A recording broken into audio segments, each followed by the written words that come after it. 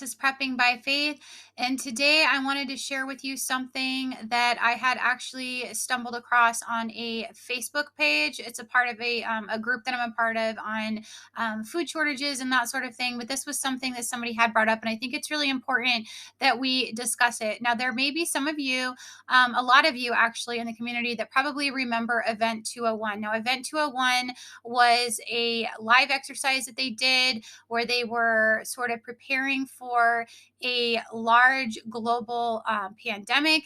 And of course, what they were preparing for was actually a coronavirus type event.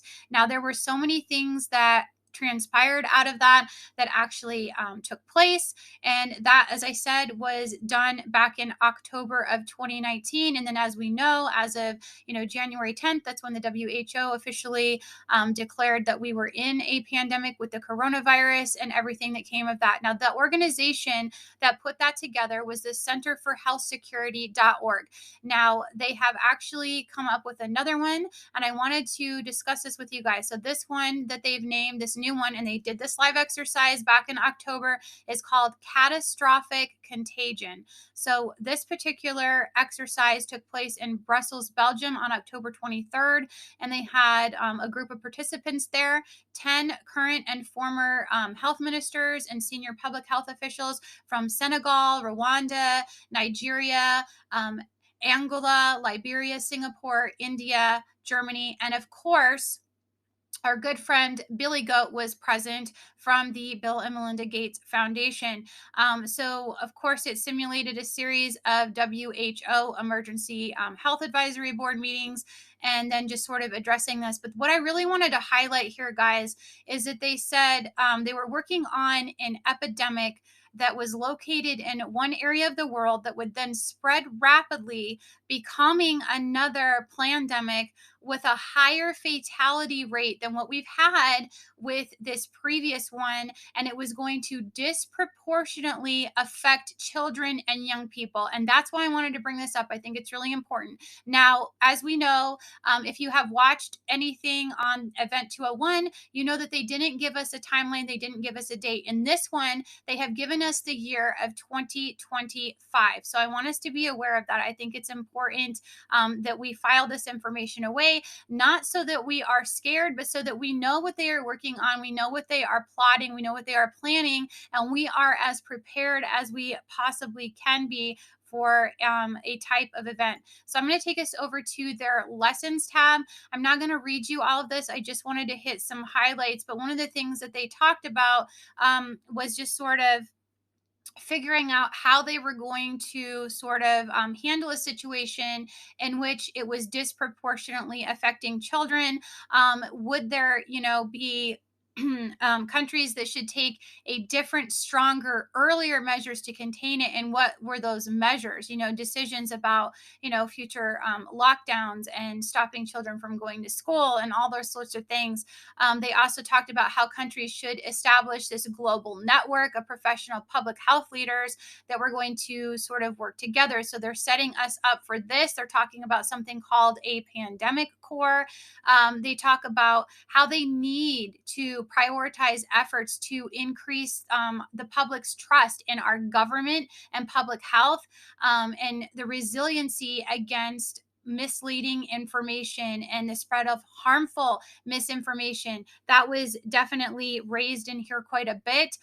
They talked about major disruptions from stuff like that. And at the head of that, what they're saying is that the WHO can be a globally trusted source. So we're going to keep seeing this organization emerge as the solution to sort of, be the figurehead for all of these activities that are going forward. They're going to insert themselves more and more into our healthcare. So expect that. I have already reported on this on my channel several times. So I wanted to bring this to you guys' attention. I am going to go ahead and play the little clip from you guys for you guys. It is about 2 minutes long. So hopefully this will come through loud and clear. I'm going to be quiet while I play this for you guys. I think that you need to hear it. In 2 Latin American countries alerted the WHO of several outbreaks of a new infectious disease that's mysteriously appearing across the region: severe epidemic enterovirus respiratory syndrome 2025. Over the past 6 weeks alone, there have been 500 confirmed or suspected cases reported. The virus could cause a severe pandemic if early containment and mitigation efforts are not successful. The pandemic in this type of situation and trend would be a risk for the global health security. Pandemics are inherently political, financial, and so much broader. We have not spoken on the leadership in country. And I think that we need to be also very careful. We cannot decide a lot of things without the leaders be involved and agree on that. There is no substitute for national leadership. It's important to support the local response or the national response. Training those that are in these areas first, enabling them with the tools, protecting them, and if needs be, regional solidarity first. At this stage, communication is key, and communication should include not just scientists with data, but also social, religious, and political leaders. Trust. This is an essential issue, and trust was broken among countries, between populations and healthcare systems, between healthcare systems and governments. I'm very sorry to say that in 2025, we need to strengthen the health system. WHO needs to be a voice for the voiceless. No one is safe until all of us are safe. As of today, there have been an estimated 1 billion cases worldwide, with more than 20 million deaths, including nearly 15 million children. Countless millions are alive but left with paralysis or brain damage. The most successful countries are those which invested in preparedness and trained for this moment years in advance. This included having full-time pandemic preparedness and response teams, which conducted detailed operational planning and routinely tested those plans through exercises and drills. If more countries had participated and heeded the guidance, the toll might have been much less.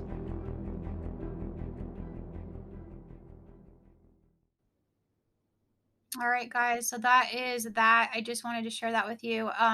Something to file away, something to definitely be paying attention to, because these exercises that they do end up having an uncanny way of actually taking place. So if you guys have enjoyed this video today, please give me a like, share, and subscribe. And remember to pray, prep, and put God first. God bless.